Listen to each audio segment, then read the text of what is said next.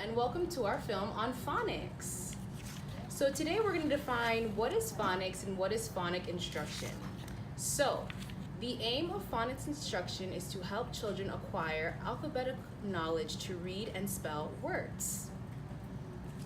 Next, we're going to talk about the different approaches to phonic instruction. So as you may or may not know, there's more than one approach to teaching phonics.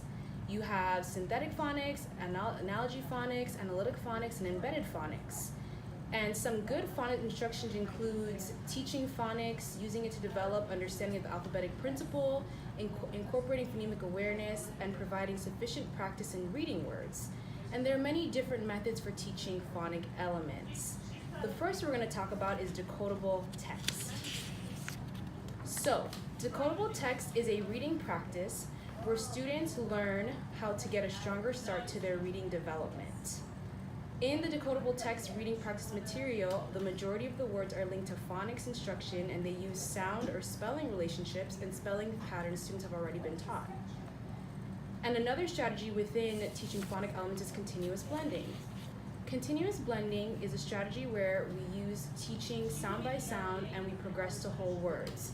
So in this example, the word cat, we start with the sound k, a, t, and then we progress to saying the whole word cat for students to understand. Next, we're going to talk about phonograms. Knowing phonograms is critical for students to know how to decode more advanced chunk of words. For example, in this example, we have the word chain. A reader only needs to make connections between the onset, ch, and the phonogram or rhyme, ain. So once the child can distinguish between ch and ain, they can then put the word together, chain. Next, we'll be talking about word work. So now we're discussing word work. So word work is a process where students group words and pictures within and across categories to reveal differences and similarities amongst the words.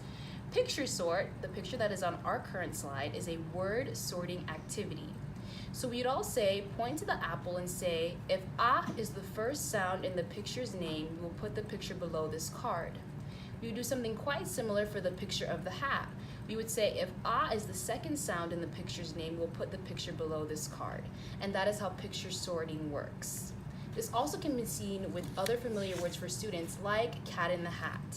Again, you could tell the student if A is the second sound in the cat's picture, you'd put the card underneath the cat, and if A is the second sound in the hat, you'd put the card under the hat. Thank you so much for watching our little film. This is brought to you by Table 3.